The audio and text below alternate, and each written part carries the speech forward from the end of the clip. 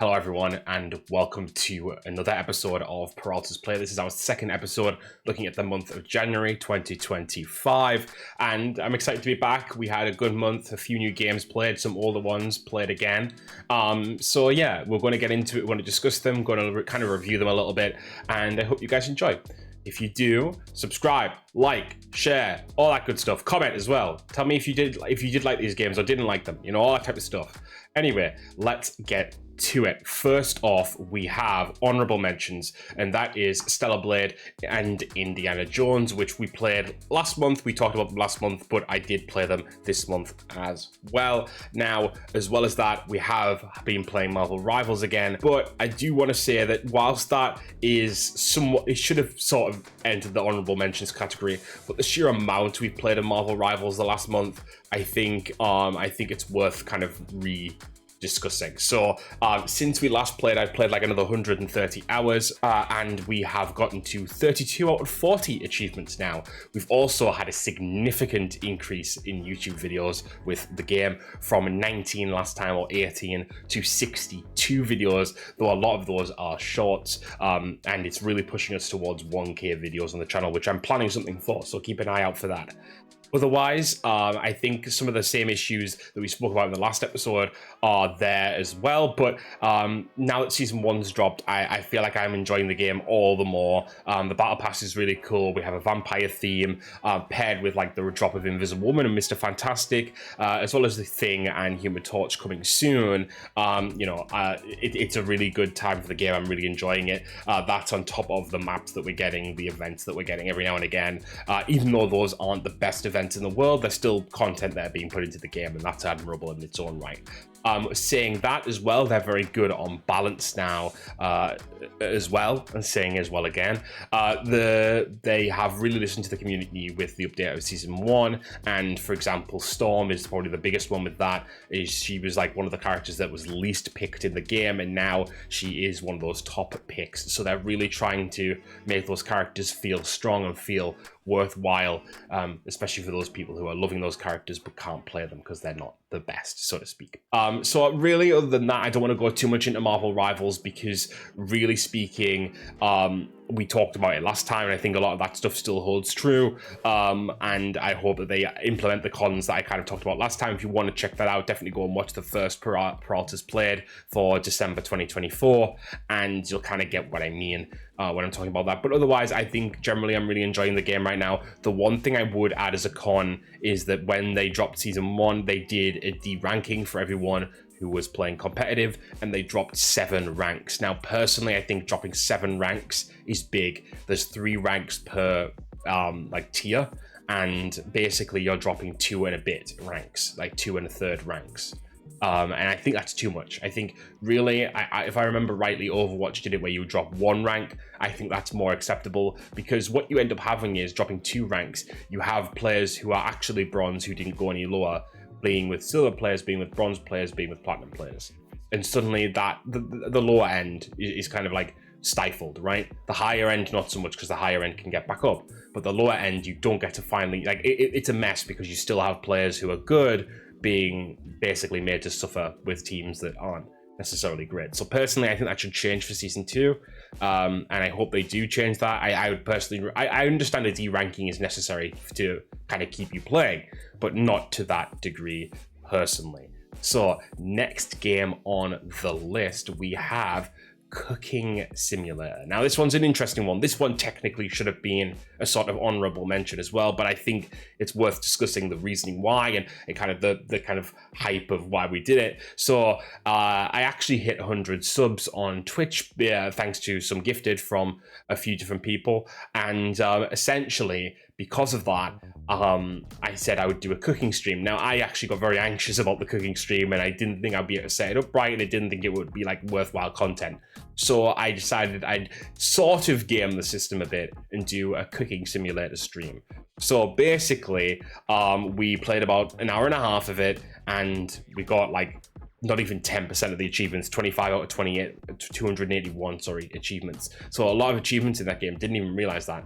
We have obviously 1 video on the channel of that currently, and the game is sort of a step up from an honorable mention, as I don't really think I need to review, or rather, like kind of pro con cooking simulator because it's a cooking sim, right? I did have a really fun time with the game though, and it's like a prime candidate to show up on stream every so often. It's like a fun thing to do. Like there's a little bit like a, hey, we're doing a fun night, let's do this. So like when I don't feel like playing something else, I think this is definitely a game I could see myself playing again and kind of adding in there. So I really did enjoy it in that way. So I suppose it's a pro in general for this game. You know, I did enjoy it. We next have Borderlands. Now I have heard a lot about the Borderlands games for years, and I actually bought the games finally in the Steam Winter Sale, and I've only played an hour and a half so far, so about 4.6 of the way through the game currently. That's based on how long to beats all play styles, and we have two videos on the channel because it is our first late to the party of the year, and it was really nice to bring late to the party back with a brand new game. You know, that's the whole kind of point of late to the party, generally speaking. So it was really fun to do that. I do have a few points on the actual game. First off, the art style I think holds up well. Stylization means that it looks not dissimilar from games still releasing today in similar styles, makes the game feel less like a slog. So really, like, you don't feel as, you know, some of those old games, you look at the graphics and you think, oh, this is just not enjoyable to, like, doesn't look pretty, doesn't look like fun, doesn't look cool. So like I'm just slogging through it for the sake of getting to game 10 or whatever, you know. So in that way, I think this game is actually a lot better than other ones. But yeah, I did enjoy it, and I think the gameplay is very fun as well. You know, I went with the soldier, I believe it is. Is that the archetype? But basically, I had the turret, and like I was running around gunning, and that I actually really enjoyed that too. So that's another pro there. What I'll say con-wise is that the humor is instantly extremely dated.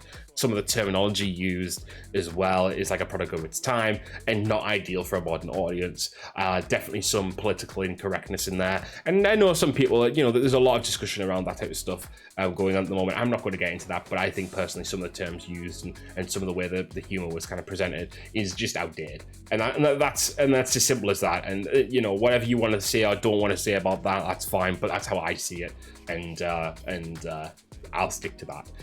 There was especially a certain moment where I was like, oh, that term, yeah, we probably shouldn't. And so I literally was like, let's not. So I've kept it in there. I kept it in the video because I'm not going to erase what the game was. I think that's very important as well. I think, you know, you have to understand that it is a game of its time, but also that's not acceptable. You know, there's the two sides to that. I think trying to rewrite history, you know, if I, like, some people could go in and shout now, repatch the game and get rid of that, like, no, because that's how the game released. Keep it as it is, but understand that it's wrong and understand that we've moved on from that as a society. Oh, well, a number of people in society have moved on from that, but enough on politics in that vein. I will say as well, I like a story in a game. I like a really meaty story to get into, and the story in Borderlands 1 is relatively bare bones. You know, it's mission to mission, and but I do understand and I get this, that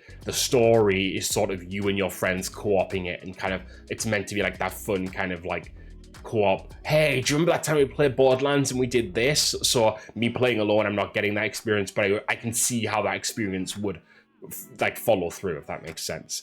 I actually lied about the amount of videos we have on the channel as well. We do have 3 videos on the channel because I did a short on Borderlands as well. So 3 videos.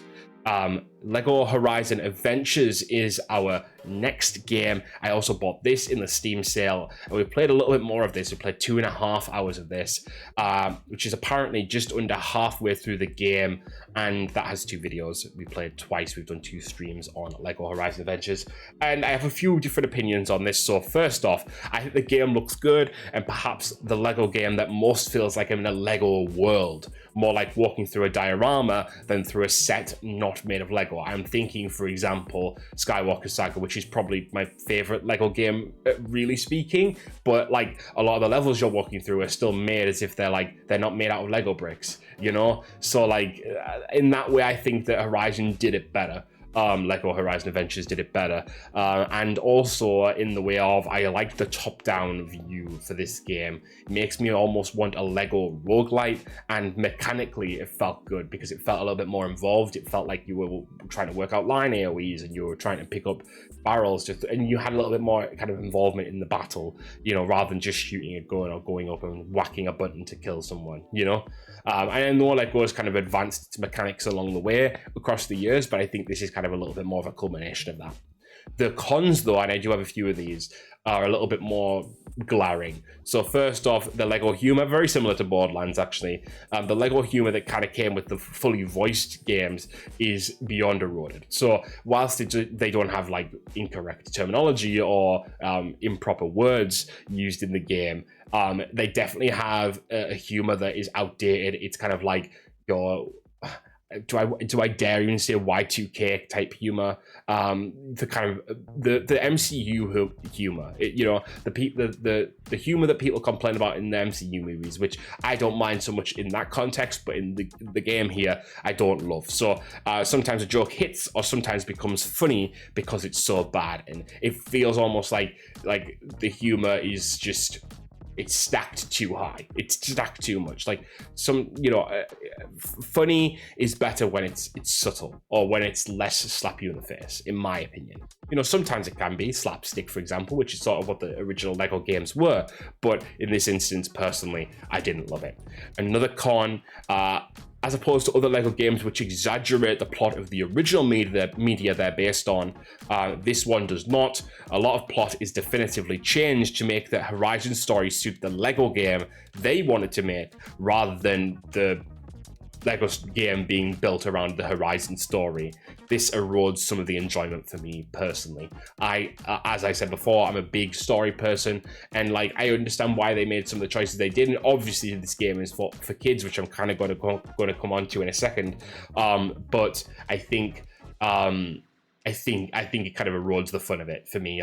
They don't even reference the gods being like the gods being inspiration for the rogue AIs. They don't even call it a rogue AI. They put Gaia and Elizabeth Sobeck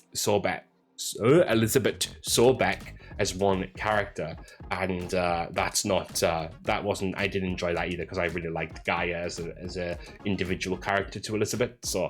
But yeah, I understand why they did it. They simplified, they streamlined the story for a Lego game. I get that, but it doesn't feel the same as other Lego games because it is simplifying and changing rather than adapting and caricaturizing the characters, if you know what I mean. Following on from this, because this is a game adapting another game's story, I'd actually suggest most people just play Horizon. Especially as a first entry. If you want to play this game later, sure, that's how I've done it. I've done Lego, and I've done Horizon Forbidden West, and then I'm playing this Lego game.